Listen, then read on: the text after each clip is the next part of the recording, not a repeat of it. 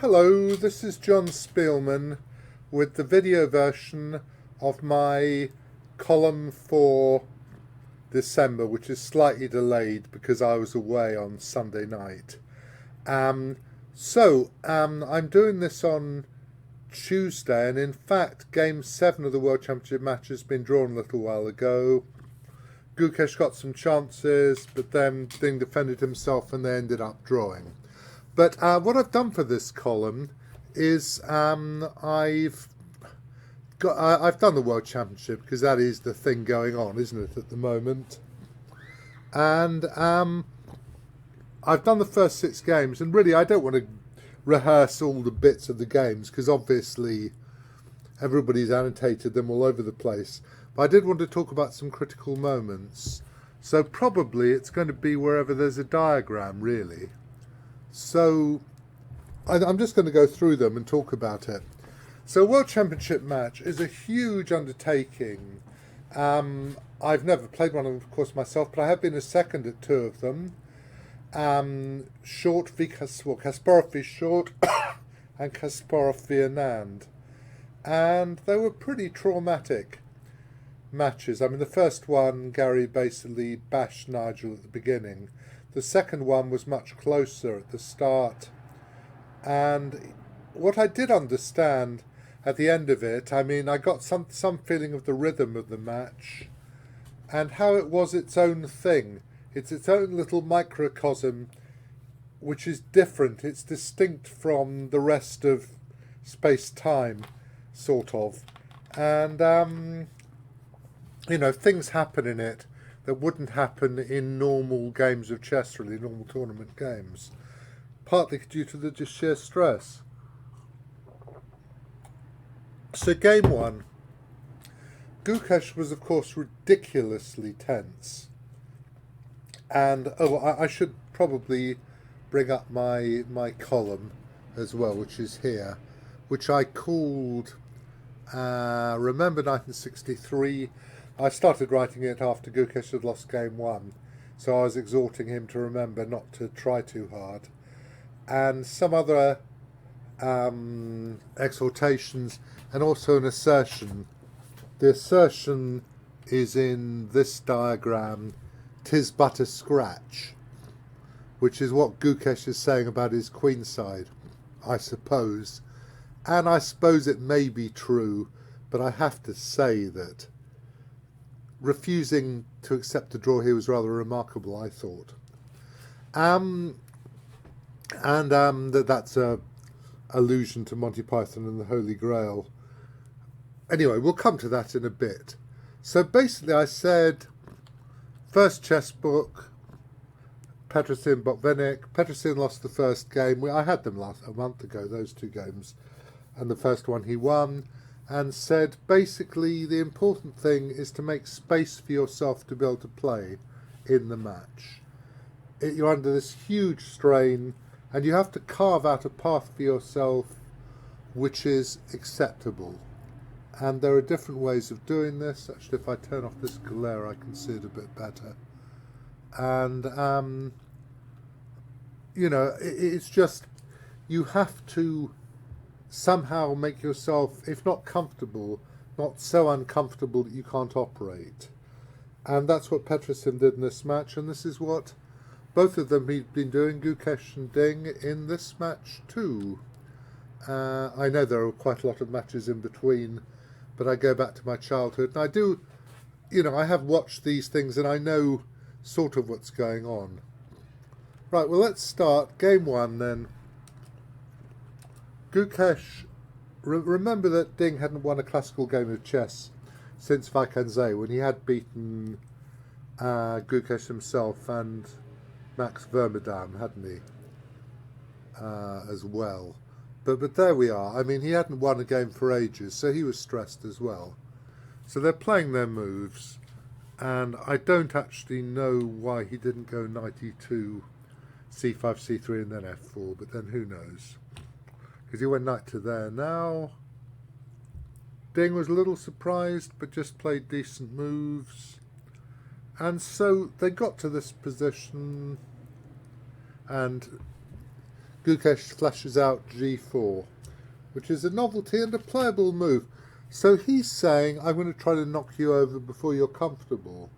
But whether he had any idea how stressed he was himself is hard to tell.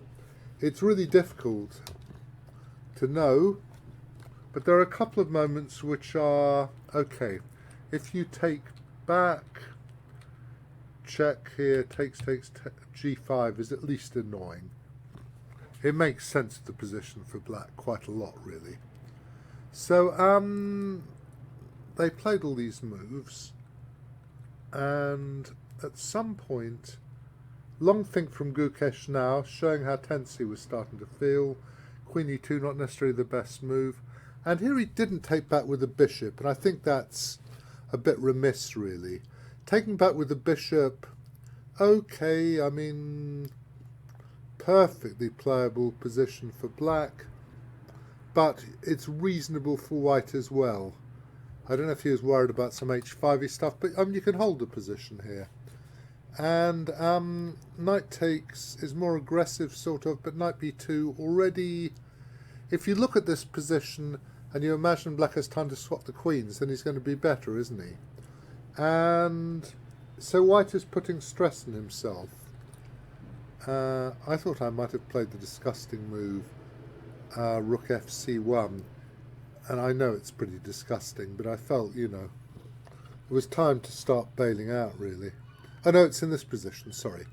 Rook fc1, so you can meet queen c4 with bishop f1. I mean, you can swap queens, but you're worse, or you can let them swap queens and you're worse. He starts being true to himself. So here, Ding makes a good decision. Bishop a4, pawn takes e6 is a complete mess and would justify white's play, so that it would be mad to do, even if you could calculate it well enough to believe it was good for you. You'd be... Why would you do that to yourself in these circumstances? But castles is a good move as well. Rook to there threatens rook takes knight. Rook takes knight, rook takes g4 or something. And he finds a clever idea here. Oh, madame. He plays... Sorry. Gukesh. I've got Van Madame on the brain. Threatens rook takes knight, and there's this clever idea. He played rook takes c3. At the time, I thought knight a4 was a much better move. But I mean, I hadn't appreciated that this, although it's probably very good for black, the diagonal is open now, so b7's loose, and he probably didn't think it was that clear at the time, which is fair enough. It's a very reasonable point of view. I think h5 is the best move now. So he plays rook c3, takes, and here quite a bad move, f takes. Obviously he'd seen a big trick and he wanted to play for it, but bishop takes would have kept control. What happened was they did this, and now basically Gukesh had a think. He spent 6 of his last 10 minutes. I mean, I know you've seen these games before, and he basically lost his mind. He needs to go bishop c5.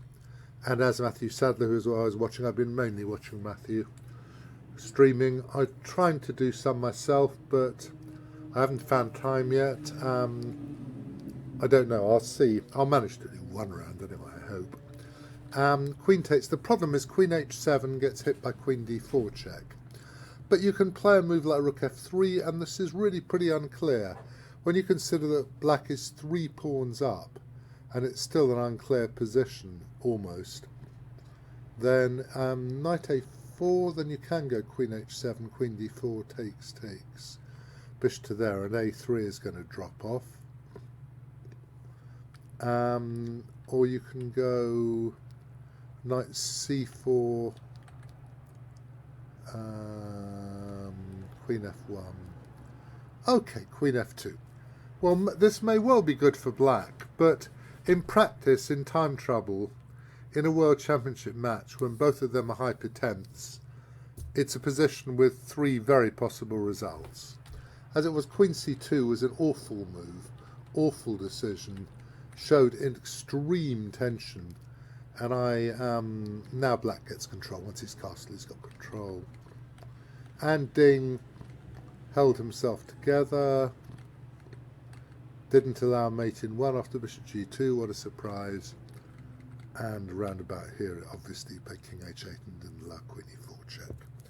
So that was game 1. And the big takeaways from that are that they were both very stressed.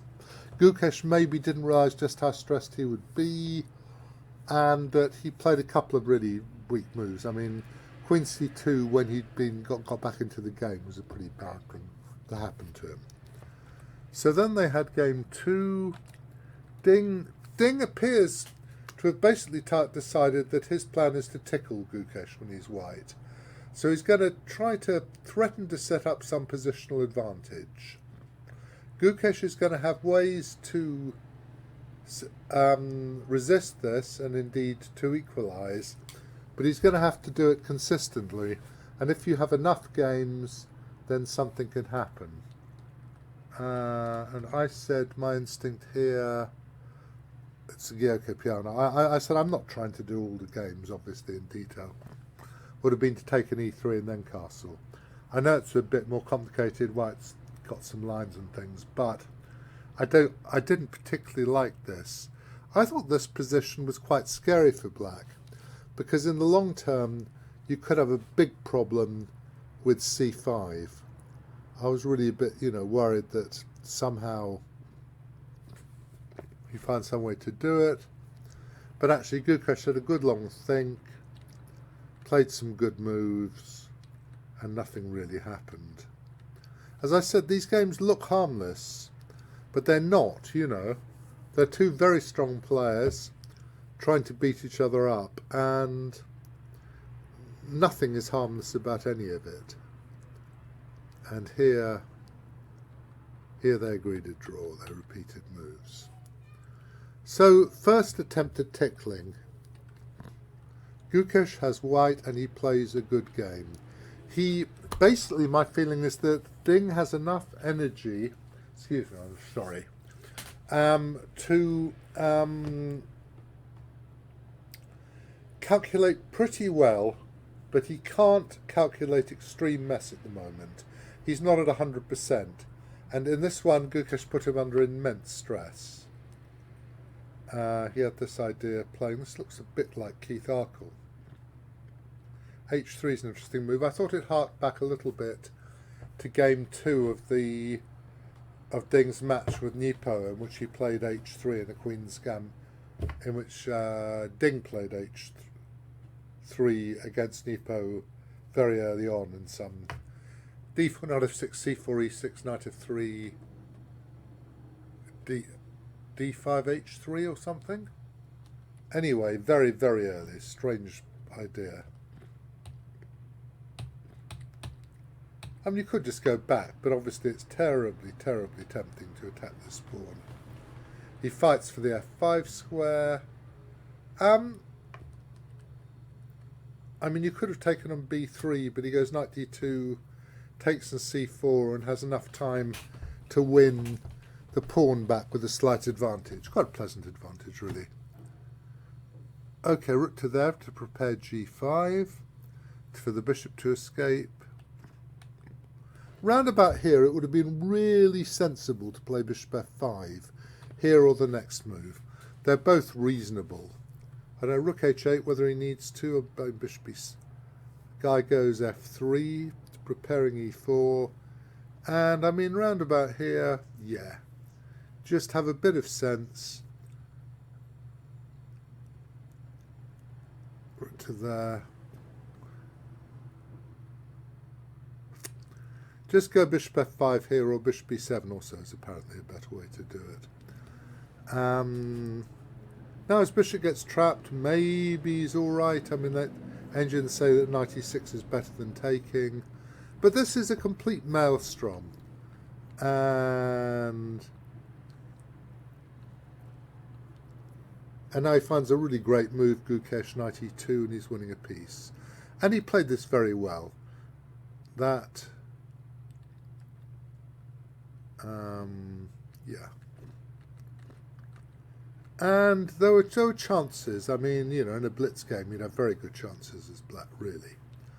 But in a real game, not so much. A5 was better here because you'd be closer to eliminating the queen side, which might give you... Actually, when I looked, the next position I've got in this database is just a generic position with rook and two bishops against rook and bishop. I suppose that given rook and bishop against rook is very close to winning, then rook and two bishops against rook and bishop ought to be winning, and indeed it is. According to the great engine itself, the great table base itself, excuse me. Now a really good move, knight f3. If he goes rook takes pawn, rook takes king takes check here. King e8 loses at once to bishop h4. King c8 is quite interesting. Bishop checks here. Takes, king. Bishop f6 is best because bishop h6 you win at once with take. And here this just wins on the spot. But bishop f6. Sorry. And now the best move by a mile is rook d3, which sort of it threatens bishop h4, which wasn't a threat before, because there was rook h5. And after this, there's this funny thing, which is actually checkmate. Okay, so on they went, rook to there, take. I mean, you don't have to take, but you're going to lose if you leave all the pawns on. Bishop to there, f5. And he lost on bishop f4, rook to there. I did suggest takes, king takes, rook e7 chip, but obviously it's totally hopeless. And here Ding lost on time before Gukesh had time to play bishop takes f5. So a very good game by Gukesh. And we thought, oh, it's going to start. Now Ding, what does he do next game? Again, he goes for a squeezy thing. They've found all these very interesting lines. I hadn't seen this line before, it's been played. Sort of pins the pawn if you want to build a castle. Gukesh plays very sensible again. I found about 10 previous games that white did okay. I don't know if you should go c6 first, it might be a little bit safer. And I would have been pleased with the outcome of this opening as white. You're going to attack d5, you've got a d4 square for your knight. You've got that little bit of play. You went there, I think maybe queen b3, but knight e4 is a decent move. But you can go, there's no threat against d2 at the moment. You can go rook fc1 or something, and you're going to be teeing up to play b5, trying to get pressure against the black queen side. I don't know, knight d4, bishop b7, queen b3, and a very confident move, knight e5. Big wind up, you can go f4, I'll go away and I'll say you've weakened your pawns. I don't know if you should have moved one of the rooks. Now he played another very confident move, b6, because you have to realise that after f4, knight c4, the tactics work for you. It's not very difficult to see, actually. And so Ding bailed out. And they played some more moves, but in a tournament where they were allowed to, they might have agreed to draw. I mean, it's interesting, as I said, that in this position, okay, there's no threat of queen c5 yet, because a rook d1 check, but g3 is a generic threat. Here, he thought quarter of an hour and played rook d5 rather than rook c8, which would have been absolutely fine, I think, just put the pieces. I was a little surprised by the move f5. I thought that was a little bit odd, because I mean e4 isn't a threat at the moment, and I don't really believe you're going to be playing e4, f4, e5 or something and weakening your king. I certainly don't think Ding would have done so. That's sticking a couple of fingers up slightly, or making a rude sign saying, "Do you want to try g4?" No, he doesn't. And here e4 is bailing out to a draw. And there we are. So then we got Gukesh Ding, where Gukesh really pushed his luck a bit, I think. Again, I was watching in real time, I was watching Matthew, and I thought, that's an interesting choice, isn't it? Rather than let white try to play some novelty in some very complicated line, black defines the position. Of course, you don't have to. You can castle and go c4. You can also go castles, c4, rook checks. You can do this as well if you want, obviously. Anyway, c3, c4, queen e2, bishop d6, and white. And Gukesh swaps queens, and this is quite a sharp position. Black's got a slightly weak d-pawn, but I mean, okay, if he can get developed, he's going to be okay. They played some moves. Now knight h4 is maybe a bit more critical. White might pretend he was slightly better here. It's probably not really true. And that's a good move. And now black is equalised. He's going to be able to take the bishop. Gukesh, I don't know, he played check and then he played g4. He's trying a little bit too hard, maybe. He's starting potentially to get a positional disadvantage by now. Because unless he can do something bad to Ding very quickly, he's pushing his luck a little bit, I felt. Well, that's what I felt at the time, but... yeah, knight f3. I mean, I thought knight f1, my instinct was to go... but actually h4 is quite okay for white there. So knight f1 would have been decent. This is all fine, but now d takes is a really bad move. Rook takes is much better. Because now if you can go check and make a draw by taking the bishop, or you can go rook takes rook and knight d3. Both are playable, but I mean the thing is, without rooks, a passed pawn on d3 isn't really a big problem. With rooks on the board, it's a very serious problem. And here, Gukesh had a good think and played f3, which is a good move. Because I thought he was in real danger of losing at this point. Black's going to support that pawn on d3. Then they're going to play a lot of moves. And at some point, Black's going to start to threaten to break through to the d-pawn with the rook. And it's really not going to be fun. It's going to be a rook ending rather than opposite bishop ending. But in fact, now Ding again. Of course, you can't go rook c4 because of rook d8 just wins. So you went here, here, here, here. Bishop h5 is perfectly playable, what I would have expected. But this is a bit wimbly. I mean, obviously this is completely safe. Who cares? I mean, black has lost the d-pawn, but the bishop and d5 protects absolutely everything. So you could just sit there, play g6, and sit there with the bishop and d5, and white's got no plan whatsoever. So they played a couple of moves and they agreed to draw. So, okay, I mean, just Ding not trying too hard. Again, when he had some advantage. And then this one, interesting. Yeah, the thing we'll get to the Monty Python in a minute. Apparently this is all preparation.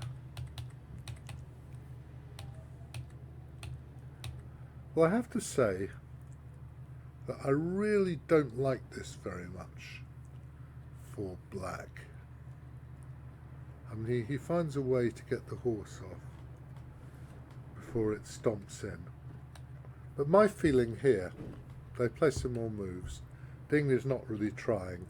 I was wondering whether he was playing rope-a-dope, like a boxer saying, I'm not really trying, and then suddenly hit him when Gukesh tries too hard. Because here Gukesh plays queen h4. And this is where I've got the diagram in my thingamy, in my column, and I said, 'tis but a scratch. It's from Monty Python and the Holy Grail. At this point, the Black Knight has indeed lost one limb, one arm, and King Arthur says, give up, I don't want to fight you. But he keeps on fighting and eventually cuts all his limbs off, as you do in such a silly... I mean, it's not at all unpleasant, because it's... There's no feeling of belief that anybody's being hurt or anything. It's not nasty violence. It's just silly violence. Anyway, I thought Queen h4, Gukesh was a little bit blithe. Engines tend to agree. Let me just ask its sublime and glorious majesty what it thinks about this position now, and I think it'll say, come and sublime and glorious one, and please don't freeze. Oh, only that much. Yeah, okay. I mean, you know, less than a pawn, but enough to be a bit of a worry. I mean, I wouldn't have done that myself. And I wrote this long note about Monty Python. Anyway, they played some more moves. Ding tried to get control, failed to get complete control. Queen g5 is apparently a better move, but okay, they went to this rook ending, and now he's okay.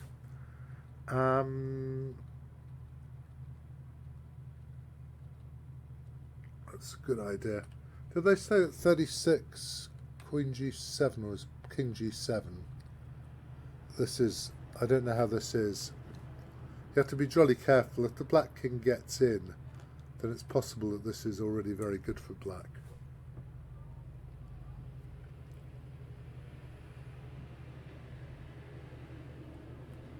Yeah, you go e3. Oh, it's going to freeze on me now, isn't it? I wish that, let me not say anything too rude about my page I'm writing on, but I'm now going to have to go Control-Delete, aren't I? Control-Alt-Escape or whatever. And this is irritating. Everybody knows this. We are irritated, but we continue. Okay.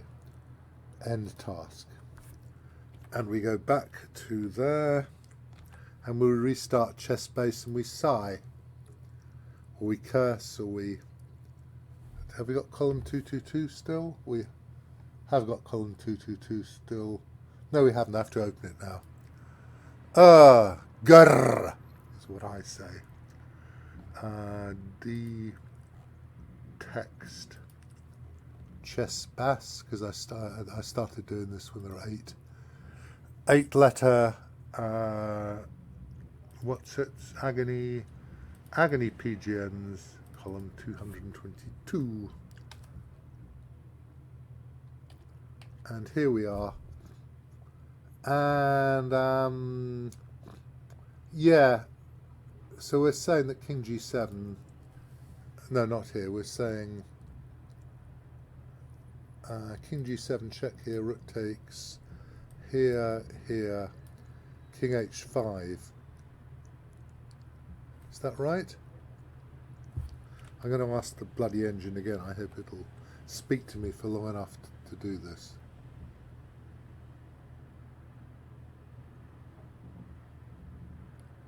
Rook E4. And now we're going to play overwrite. Rook D7. Rook takes F4, and that's better. Okay. So it was slightly dangerous already for Ding, but what actually happened was they played some moves. Ding played H5 at a good moment. He took it. Now the only thing I thought at the very end, you can't play, yeah, Ding made his draw, but I thought you could maybe, you can't play rook e5, 2 question marks. Now you can play king c1, that's right. Rook e5 loses to rook takes, pawn takes, rook d2 check. But you can go king c1, and I thought that was at least a way to try to play the position. And I mean, there are various lines which end in draws. I'll I've got various, and I've got king h6. I don't know why to h6 really. Rook to there, takes here.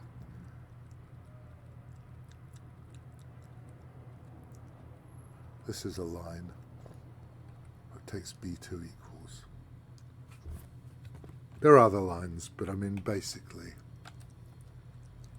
So Ding could maybe, if he'd been in a better frame of really wanted to try to win, he could maybe have tried king c1, but he made his draw.